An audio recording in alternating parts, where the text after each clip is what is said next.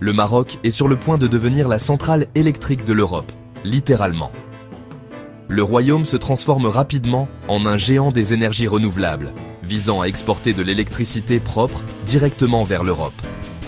De massifs câbles sous-marins sont en cours de construction pour connecter les fermes solaires et éoliennes du Maroc directement au réseau européen.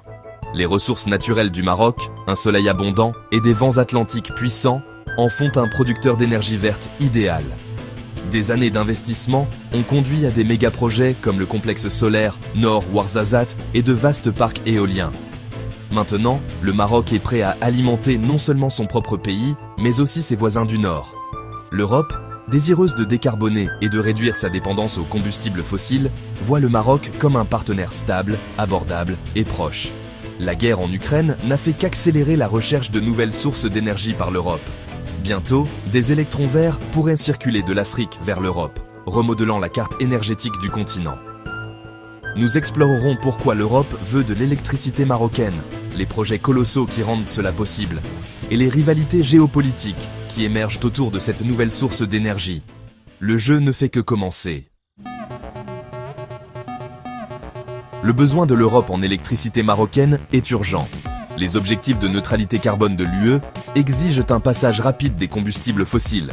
Mais les énergies renouvelables domestiques ne suffisent pas. Les vastes déserts du Maroc et ses vents constants offrent une échelle d'énergie verte que l'Europe ne peut égaler. La sécurité énergétique est un autre moteur. La dépendance de l'Europe au gaz russe et algérien s'est avérée risquée. L'électricité verte du Maroc est moins chère, grâce à des coûts fonciers inférieurs et à des ressources naturelles supérieures. Même après avoir pris en compte le transport par câble sous-marin, l'énergie marocaine est très compétitive. Pour les consommateurs et les industries européennes, cela signifie une énergie propre et abordable, sans sacrifier la compétitivité. Le soleil et le vent du Maroc offrent une production plus constante que les énergies renouvelables d'Europe du Nord, aidant à stabiliser le réseau. En se connectant au Maroc, l'Europe peut lisser ses propres fluctuations énergétiques. Le Maroc n'est pas seulement un fournisseur de plus, c'est un partenaire stabilisateur pour l'avenir vert de l'Europe. La transition énergétique du continent pourrait dépendre de ce partenariat. Les enjeux n'ont jamais été aussi élevés. Voici X-Links, un projet britannique audacieux pour exploiter directement l'énergie marocaine. Le plan ? Construire une immense ferme solaire et éolienne dans la région de Guelmim Oued Noun au Maroc, puis envoyer l'énergie au Royaume-Uni via le plus long câble sous-marin du monde. Ce câble de 3800 km contourne entièrement l'UE, se connectant directement à la Grande-Bretagne. Pour le Royaume-Uni post-Brexit, c'est une démarche vers l'indépendance énergétique et une ambition mondiale.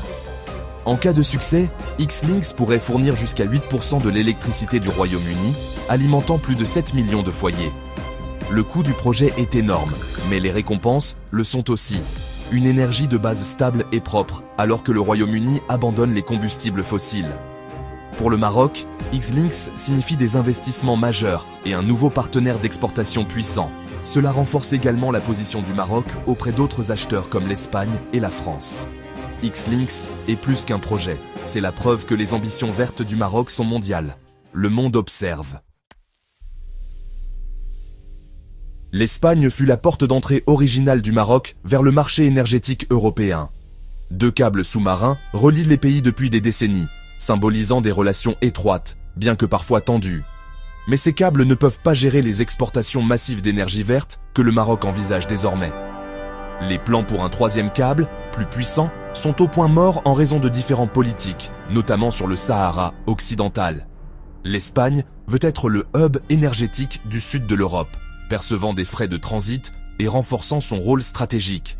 Mais les retards ont ouvert la porte au Royaume-Uni et à la France pour proposer leur propre liaison directe, menaçant de marginaliser l'Espagne.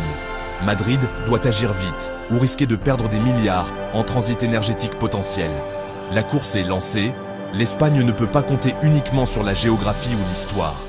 Elle doit prouver qu'elle est le partenaire le plus fiable pour les ambitions européennes du Maroc. Les enjeux sont plus élevés que jamais.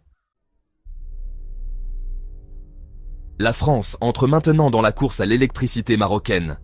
Le géant français de l'énergie RTE envisage un câble sous-marin direct du Maroc vers la France, contournant l'Espagne. Cela donnerait à la France un accès direct à l'énergie solaire saharienne bon marché, évitant les frais de transit espagnols et les risques politiques. Comme le Royaume-Uni, la France souhaite sa propre source d'approvisionnement sécurisée en énergie verte pour atteindre ses objectifs climatiques. Le projet est une réponse à X-Links et une initiative pour s'assurer que la France ne soit pas laissée pour compte. Il signale également une rivalité avec l'Espagne, Paris cherchant à éviter de dépendre de Madrid comme gardien. Pour le Maroc, l'intérêt français signifie plus d'options et un pouvoir de négociation accru. Une liaison directe avec la France validerait la stratégie d'exportation du Maroc et attirerait de nouveaux investissements. La concurrence s'intensifie et le Maroc devrait en bénéficier. L'avenir énergétique de l'Europe pourrait bien passer par le Sahara. La ruée vers l'électricité marocaine est désormais une partie d'échec géopolitique entre le Royaume-Uni, l'Espagne et la France. Le projet X-Links du Royaume-Uni est une tentative post-Brexit pour l'indépendance énergétique, contournant l'UE. L'Espagne veut rester le hub principal, percevant des frais et renforçant son rôle au sein de l'UE. Le plan de câble direct de la France est à la fois un mouvement défensif et offensif, garantissant qu'elle ne soit pas surpassée par le Royaume-Uni ou l'Espagne. Cette rivalité expose une tension en Europe, l'unité en théorie, mais une concurrence féroce dans la pratique. Les intérêts nationaux animent la course au watt marocain, éclipsant les appels à la solidarité. Pour le Maroc, cette concurrence est une opportunité en or.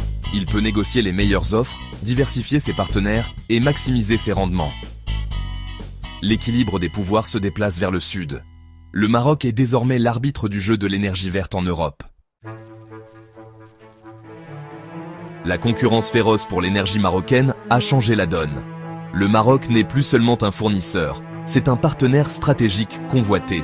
Rabat peut désormais choisir ses partenaires, négocier de meilleurs prix et exiger des investissements ou des concessions politiques. Si un pays hésite, le Maroc peut se tourner vers un autre. Ce levier garantit au Maroc le meilleur retour sur ses investissements dans les énergies renouvelables. En diversifiant ses partenaires d'exportation, le Maroc réduit sa dépendance et renforce sa résilience. Fournir le Royaume-Uni, l'Espagne et la France ferait du Maroc un nœud central du réseau énergétique européen. Sa position diplomatique s'améliore et ses choix façonneront la carte énergétique de l'Europe pour les décennies à venir. La question n'est plus de savoir si le Maroc exportera de l'énergie vers l'Europe, mais comment et vers qui. Les décisions prises maintenant définiront l'avenir du Maroc et la sécurité énergétique de l'Europe. Si vous étiez le Maroc, à qui vendriez-vous en premier ?